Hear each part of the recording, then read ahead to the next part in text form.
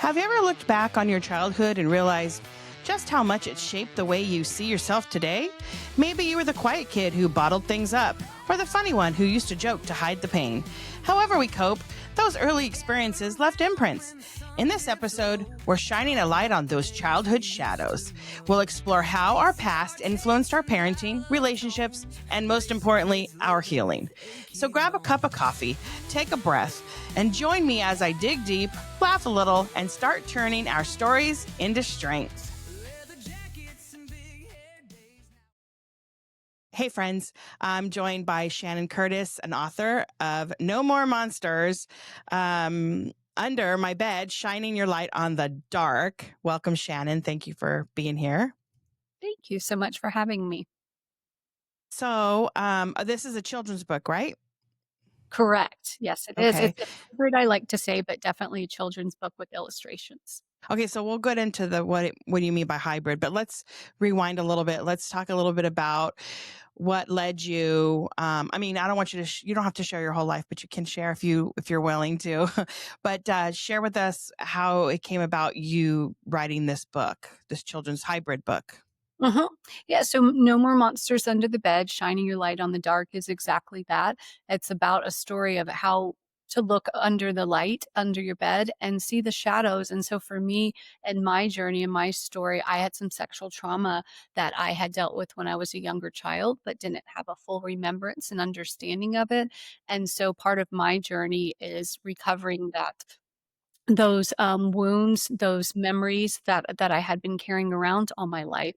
And so that led me to, unfortunately, some years in addiction that I wasn't able to really process all that pain and a lot of miscarriages and a lot of things that I just wasn't sure of. And until I really started to get help. And it started with talk therapy and going to With what therapy? You said talk talk therapy. therapy? Yeah, talk What's therapy. that? That just means talking, Oh, talking, sorry. and so it's, like, just literally what it means. There's different there's somatic experiencing, but talk therapy is just meaning that, like, sitting there where, that got me to a certain point, but later on in my life, I chose to, do plant medicine journey, and that was something where it was more somatic, meaning I got to actually fully experience what happened to me and releasing the pain, and that So kinda like led. regression, or it's like a regression therapy where you're going back to that moment and you're feeling the moment as it's happening to you then, or at the time you're doing, like the now, even though, but it's Yeah, really back then. I would say probably somatic, experiencing, it's called SE, is a better way to probably explain Okay. it to people listening, which basically that means you are experiencing those feelings in that moment. So when we have a trauma, sometimes our mind can we can talk about it, but when we really feel it and our body goes into the fight or flight or the experiences of what we felt then, that's more what they call kind of somatic experiencing. And you knew this going in, you still did it? Did. I did. That was, the reason why I did, because I wanted to, I truly feel like you have to feel it to move through it. You have to feel the pain. And so it was a memory that I had little bits and pieces, but I didn't have a full understanding what happened to me. And so for me, absolutely, it was the first thing that came up in my journey was ready to see what happened, and I experienced it. But yeah, I was very actually excited to because my soul wanted to know. Yeah, I know that there are a lot of people. I'm one of them too. I got to speak from experience. I always thought that, I experienced some sexual assault when I was older, like 19. And then it started making me question my whole, like it didn't it was like a flash in the pan, kind of a quick kind of a thing. But then what happened to me, and you can read it in my book, Bucket List from a Redneck Girl. But then I started questioning like my whole childhood. And then, because I don't have a great memory, my husband always says, like, remember when this and that, and you said that? And I'm like, no, like I have zero memory. I don't know what it is, but I feel like I don't know how I put a book together, to be honest with you. I only had it was 20 chapters, so I guess I had 20 memories like in my whole childhood. But I'm like, there are some things that I just cannot remember, and totally blacked out totally a lot of things. And I'm wondering, like, like your type of, plant-based medicine might, I don't know if I really want to go there, to be honest with you. Like, Yeah, well, but that's do you the know what I mean? beautiful thing that I always say the medicine gives you what you need, not what you want. And so I do have some experiences from other people who maybe don't have all the things that I had, which everyone's journey is different. But for me, that's what my soul wanted to experience was Yeah. that remembrance. But yes, not everybody. And I always say you don't have to fully remember everything to heal. But this was part of my journey, and this is what helped me with my book and so in a way, I needed to experience that. It's funny because not funny, but I mean not funny, haha. But I mean what I, I truly am a believer that everything happens for a reason because God has a plan, and you were meant, to go through all the things that you're going through so that you could be here today with me on this silly little 22 listener podcast, to get your message out there and get your book out there because there's going to be someone that this will help and heal. And I truly believe that you're here for a reason, and you went through all the things you went through, and all of the therapies that led you to this point were all on purpose. So Absolutely. yeah. Um, so okay, did so let's dive in a little bit more into like where your journey started with this book. Like what motivated you to want to do this type of, because it's a hybrid. Well, let's just describe again what this type of book you're trying to say. It's not just for children, it's also for other people. Let's Yeah, let's so go I'd there say first. I wrote it for everybody, no matter the age. It happens to be a beautiful children's book with illustrations and have an amazing artist who helped me come up with it. But I felt it was really important because we are dealing with heavy topics to have that balance of these beautiful pictures. And so for me, it was born with the fact of wanting to have a book that no matter the age, someone can read and find healing in it. And so that's where the beautiful part of how this story is that it's for the child, but also the inner child, because we all have wounds. We all have monsters that we have under the bed that maybe they were there when we were a kid and we forgot about them. And so if you're able to wanting to look into that, you can really have this book help motivate you to look into your own shadow work, and it doesn't matter the age. And so for kids, they're going to understand it in their language, and an adult is going to understand it at their language. Right. So in my notes, I put something about spiritual awakening and the role it played in your healing journey. Can we discuss that, or would you mind sharing? Absolutely. So, Okay. that's part of last year when I went to Mexico, excuse me, and did my plant medicine journey. I always had this knowing that something happened to me, and I was taken when I was younger. And so I was taken when I was 4 by, I would say, family friend, family acquaintance, and it was Kidnapped. basically abducted, That's yeah. My crazy. mom was at work, and the housekeeper was there watching me. I was 4, and my other sisters were in school, and so he came to ask if he could take me to lunch. Well, my housekeeper called my mom for whatever reason, we know now, but she didn't answer, and so she let me go with this person.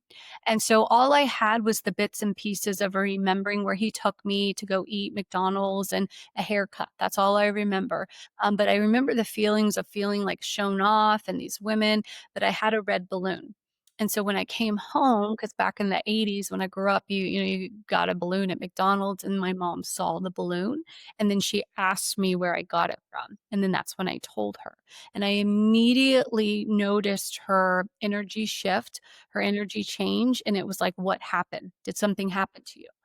And I just kinda got into this little ball probably of just shame and guilt, thinking I did something wrong, Right. and I immediately was like, nothing happened. And so all my life, she asked me many, many, many times throughout my life if anything happened, and I truly did not think anything did on that, like, human level, like, I was not ready to talk about it. And so, that leads me up to last year. Like I said, I had a lot of things that happened, a lot of infertility, miscarriages, a lot of things that led up to making sense with my trauma, but I just didn't have a knowing. And so I went and did this beautiful journey at Ambio Life Sciences. It's a great place in Mexico that offers a 5 day. And I sat with ibogaine, which is a plant medicine out of West Africa from the iboga plant. Well, it's kind of like a visionary journey, a dream state like, and some people have visions, some people don't. Some people have feelings. It's just you don't know. Well, for me, that was very much in the beginning. My spiritual awakening was I felt God's presence. And he was like, "Do you want to know what happened to you?" And I was like, "Absolutely." And it was this dream state. And as clear as day, I saw what happened to me. And Mm. I was actually looking in the car, and it didn't show me all the awful, but just enough. And I'll never forget that moment. I had the instant feeling, that gut feeling of, oh my God, something happened to me. But then I had the feeling of relief that I was like, I always knew it. So I'm like, oh, I'm not crazy, or I'm not bad, or my Right. addiction, or all these things that I did in my life to run away from the pain. And so then in that very instant, I saw the perpetrator and I looked down and I have this like yarn of red stuff, knots in like my stomach area. And I look down and I'm like, oh my God, literally to God, this is bad. This is anger. And then intuitively it's like it is. And I said, I need to give it back to that person. So I immediately am like giving all that anger and shame back to my perpetrator. But then I'm standing there in that moment and he's looking at me on a soul level. This is all higher spiritual soul level, and God's right there next to me, and I'm like, how could I possibly give him all this anger and hate and all these things? He's of the same light in the eyes of God. And so in that moment, I was like, I have to forgive him. He's of the same light of me in this space that I'm seeing him at. And so once I had that moment and understanding, it was the most beautiful, magical feeling I've ever had in my life, because it was true forgiveness. And it was in the understanding of this was not done to me, it was done for me. Because if I wanted to come into this lifetime and experience forgiveness, somebody had to do something to me to forgive. And so I got this beautiful gift of forgiveness with this gift of pain that I had from this other person. And so I saw it in that light that, like, God sees it on a higher level, that everything is done in this orchestration for what we need to learn and what we need to experience. And so I wanted to experience forgiveness. And so that's what this book is about, is Lucy, the little girl, her monster becomes her greatest teacher of unconditional love. And that was my way of walking through the pain and through the trauma, was when I let go of it and forgave. I let go of all that pain, and I immediately felt this release and from my heart and love. Now that doesn't mean I condone, and there's all these other so many monsters we talk about, sexual abuse and all of that. But for me in that moment, I knew this was the reason why, and I could go spread this message of unconditional love, that there is life after trauma, and especially sexual trauma, and when it happens to children. Did you know this person that did this to you? Did you ever want to confront, I mean, you confronted him in spiritually, but did you ever want to confront him like face to face? Or was he Probably not. I'm good with it. It was a family friend, and so, again, kind of acquaintance. My dad played flag football on the weekends, and it was someone that was on the team. And so it wasn't, I couldn't even look him up. I don't even know his last name. And so, I don't have that. I feel like I you wonder, and you can go down that rabbit hole, and I know that's my parents' story to share, but I know they have gone down their own journey of forgiveness and how they dealt with things. But for me, I didn't. I felt like I said everything I needed to say, and there's nothing more that I need to say.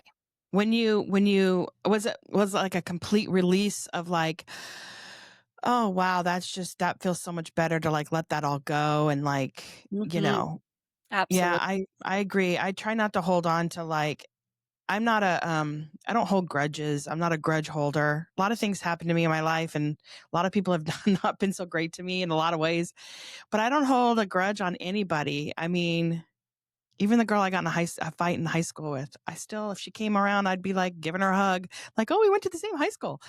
You know what I mean? Like, I just don't, I don't feel like you should hold on to all of that. But when it comes to, sexual assault, it's going to be a lot, it's going to be difficult. And so having a book, that can help walk you through, what it feels like, or, maybe a tool on how to like let go of that.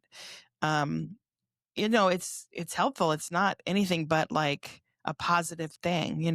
Does that make Yes, sense? turning yes, absolutely, and that's one of my big things is turning pain into purpose, turning hurt into healing, and lessons into love, and those things are possible when you understand them. There's one thing to know this happened to me, but when you actually have the understanding of the why and from a higher level, then you see that it wasn't done to you, it was done for you, and in that way, you're taking your power back because you're thanking that person. I'm a huge gratitude person. Thank you for showing me who I choose not to be.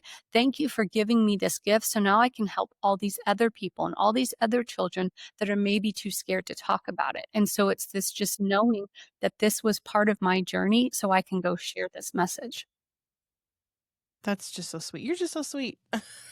Such a delight. Okay, so okay, so let's talk about the book a little bit more if you don't mind. I mean, I don't want to give away the story, but obviously it's a story that you can talk about in detail, and then really when you get to it, you're like it pulls it all together with the imaging,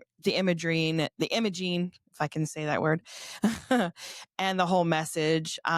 Is it like a short story type of like little, or is Mm, it in depth? So yeah, it's it's mhm. go ahead. Yeah, it's short story, I would say. It's total, like I said, I have it here. It's not, Oh, huge, but you can see the artwork and oh, all the it's beautiful beautiful. my artist, my tattoo artist is who, drew all this, but yep, that's the angel that she meets, and so you go along that, but it's all this, just artwork and story of Lucy, and so it's not very long, but at the same time, it is in depth with the stuff of, the content of it, and so that's why I always say, it's a children's book, 10-minute read, but you can keep going and going in the depths of the content of it, and even as an adult, I read it all the time to myself when I kind of forget things or who I am. So yeah, so it's basically the little girl Lucy who is scared at the dark, and she has a monsters that live under her bed, and one night she goes to bed not wanting to be scared, and she wakes up to a guardian angel and basically helps her. And her and Lucy go on this beautiful journey of soul remembrance and gaining all her power back and taking all that and learning to turn that into purpose. And then along the way, she meets 7 spirit animals that help her and help her remember who she is and all these special sacred gifts that she has. And then at the end, she comes home and wakes up and she has a little bit of forgetting, as we always do. Is this really real? Did all those magical things happen? And so in the end, you'll find out how she is able to turn her pain into purpose. But it's just a beautiful story of a little girl who walks through the journey of shining her light on the dark. So the angelic guides, the spirit animals in the story, Mhm, what do they represent? Do they represent each like something that she went through, or is it just, mhm. is it like, is the story about the one thing that she's the trauma, or does she have a lot of traumas, or? It's and so basically it can be any trauma. It's just about a monster under the bed. She doesn't wanna be scared of the dark anymore, and so the Okay. angel kinda helps her and gives her this special flashlight, and once she shines her light on it, it turns into a magical universe, and they go around and all the stars are actually the little pieces of her soul, and the moon is her actual soul, and so they learn how to she teaches her how to gather all those pieces of herself that was lost and taken, and then it turns into a sun. And then that's where all the spirit animals come in, and they're actually each one represents a chakra.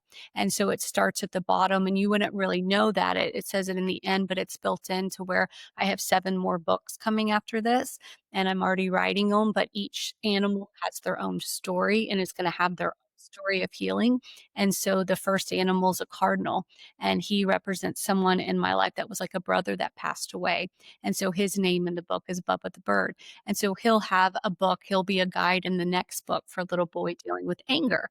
And so each story is going to build and help teach kids how to walk through these uncomfortable things of anger, divorce, grief, childhood trauma, but in a way that I'm telling it in a viewpoint of that's already healed. And so you get to learn how to walk through this pain, but then again, come out and say that it's possible to find the good in all of it. I love that. Awesome. That's okay. So I taught preschool for 15 years. I own a very large preschool center. And as a daycare owner, I probably wouldn't put this on the shelf for the kids. Not necessarily something that I wouldn't recommend, but it would be something that I might have to ask parents for because it dives into spiritual and all the different things that could piss off parents. I would read it to my own kids and put it on our own shelf, but just saying. I'm just saying. Okay, but this could be a book for caregivers. I kind of feel like it might be a book that kids might need to be reading with an adult. But then again, once they read it and because they'll have questions, it's important that when they ask the questions that you can be there to answer them. But then let them go. This could after they. I mean, this is my own thought. I'm not saying that they can't have it on their own bookshelf and read it at whenever. And like you said, it's something you pick up and you read often because it'll remind you. It's a tool to help remind you, like, to walk you through, don't be afraid, you know, you know.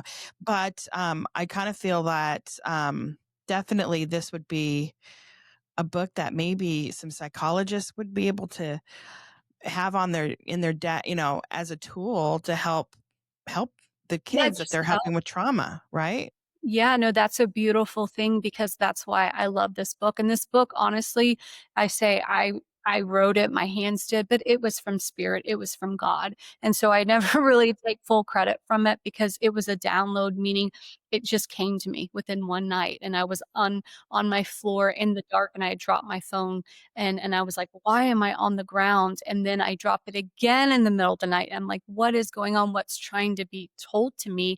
And then all of a sudden I look over and I'm like, the bed and no more monsters under the bed. And it was just clear as day. And the next day I was flying somewhere and I just typed the whole thing. And so that's what happens with these 7 books. I already have them in my head. And so the next are going to be no more, meaning no more pain, no more running away.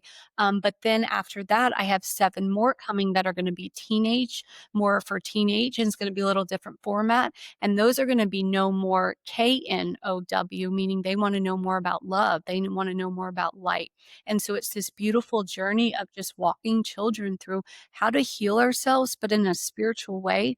Because just like you said, talk therapy can only do so much sometimes, and it can be beautiful, but sometimes we can add different tools. And what other better tool than adding God and love and light and unconditional love to healing? And that's where I feel like we're missing it on the trauma end of we got to put the human back in it. We got to put the heart back in it. I always say you have to get out of your head and back into your heart. And that's where the true magic happens for me and seeing with my clients that I work with is the healing happens in the heart space. And so when you're willing to do that, no matter the age, anyone will find some healing in these books.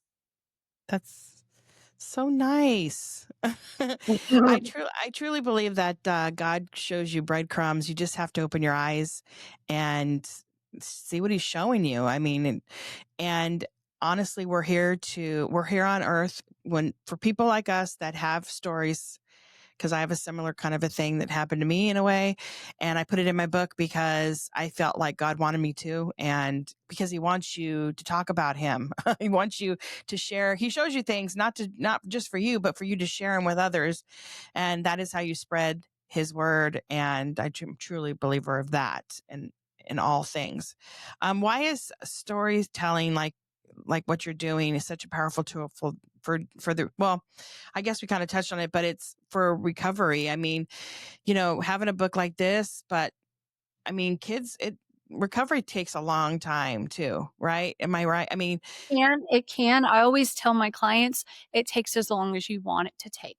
And that yeah, is the truth of the matter because I needed 40 years. I needed 40 years in my story. There's other people in my life that maybe are a little younger, and I've already helped them start to uncover their sexual trauma and healing with it. And so it's not really a matter of age or time. It's when your soul's ready. And it's when your soul's ready to look at it. And I always tell my clients, I will meet you where you're at. It doesn't mean you have to have the same experience as me and everything's forgiven and life's great. It's a journey, but it took me 40 years to get to that place. And again, part of mine is so I can spread the message. But the question you asked, why storytelling is important, connection. It's connection to another human being saying, I hear you, I see you, and you're not alone. And that's the problem with sexual trauma is it's not being talked about because we all think it's something that we just went through and nobody else, or so many times it's within the family. It's someone you know so many times. And so it's something that we don't want to talk about it and we're shamed and embarrassed. So storytelling is that connection to give that child, give that adult, even an adult that reads this book, and maybe they have the courage to say, yep, someone in my family did this, or someone I know did this. And I had other things that when I was in college that happened to me as well. This wasn't the only sexual assault I had. And so part of it is we keep reliving those traumas till we're ready to heal them. And so storytelling is just a beautiful connection we can have soul to soul to say, I see you and you're not alone in this.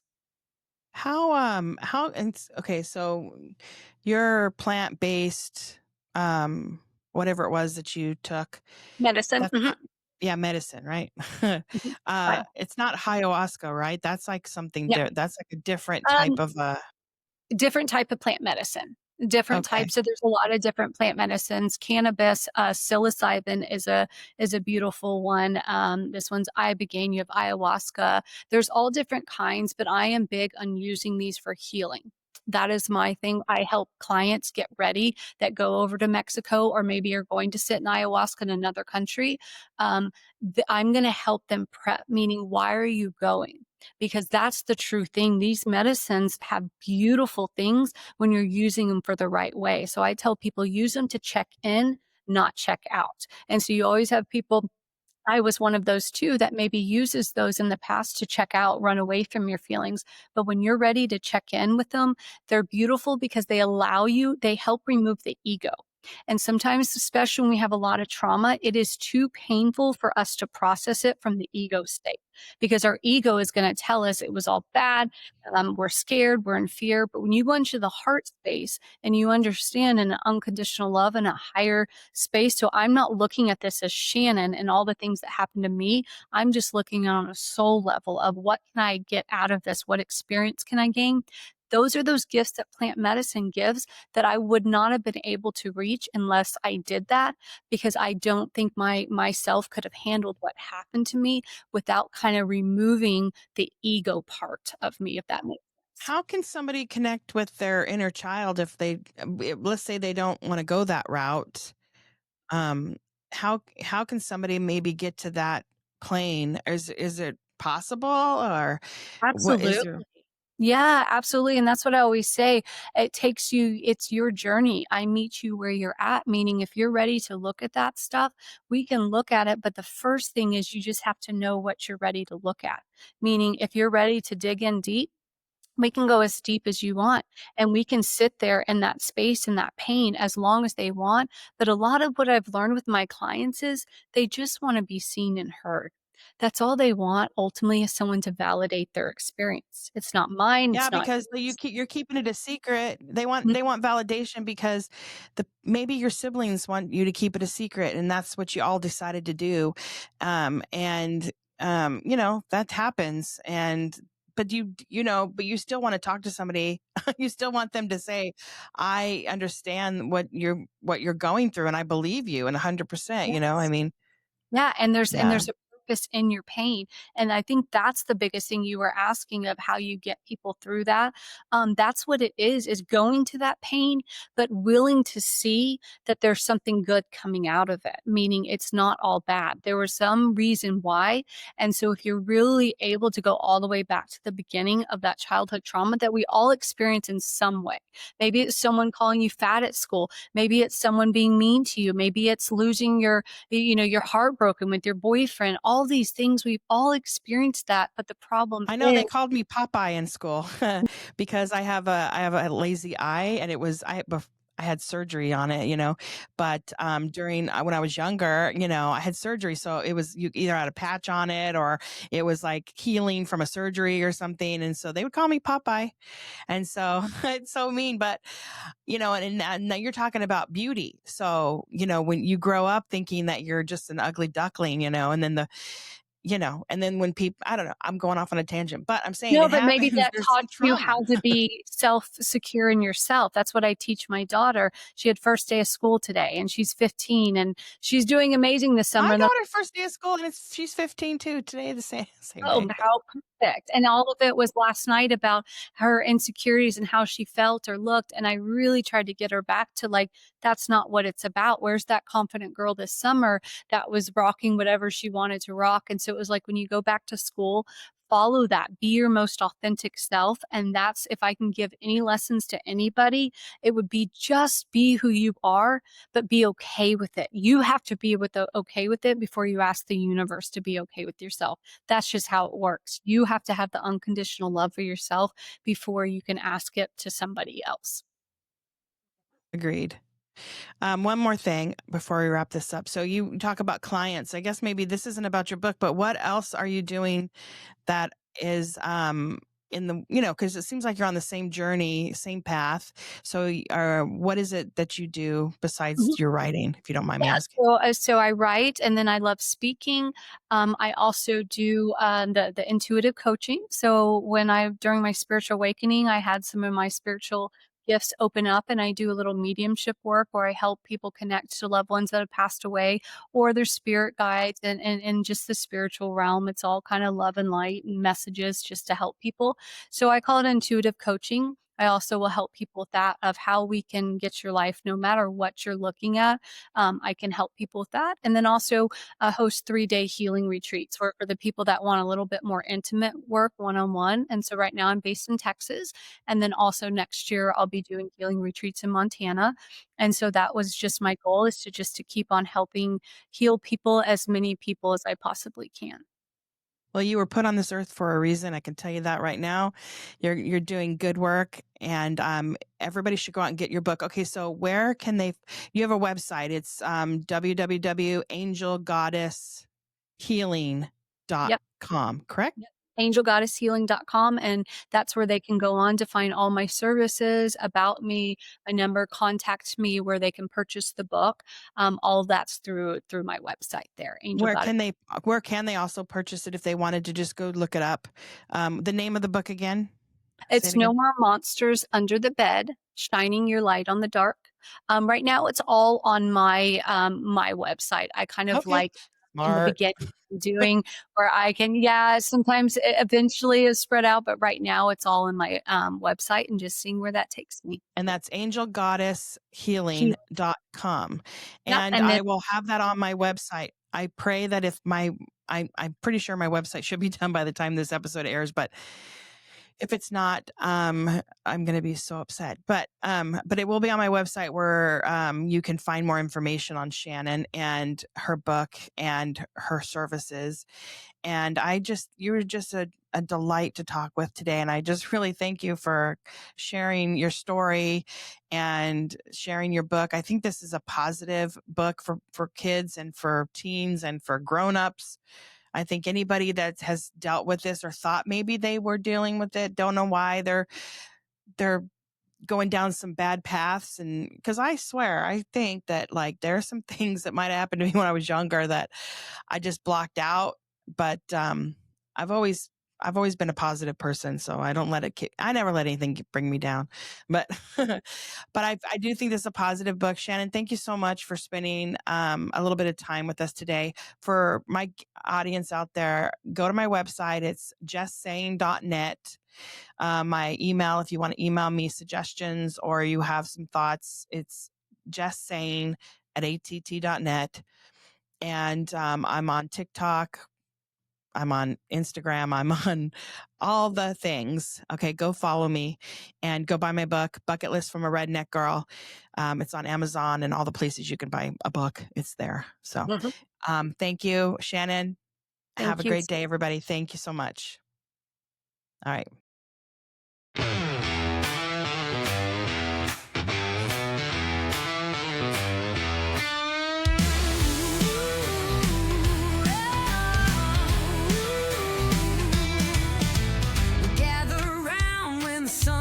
Low, talking about the days we used to know.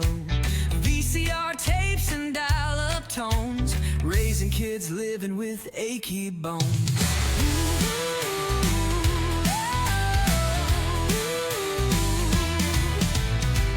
Leather jackets and big hair days, now it's carpool lines and PTA. Neon dreams turn into schoolyard fights, but our hearts glow in retro nights. We are Gen X, living both worlds. From cassette tapes to a digital world. Parenting now with a nod to the past. The retro love we know will last. We are Gen X, living both worlds. From cassette tapes to a digital world. Parenting now with a nod to the past. The retro love we know will last.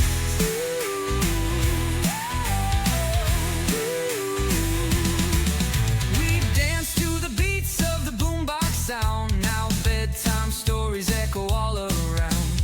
But deep inside we're the mixtape kings, still fighting life with arcade dreams.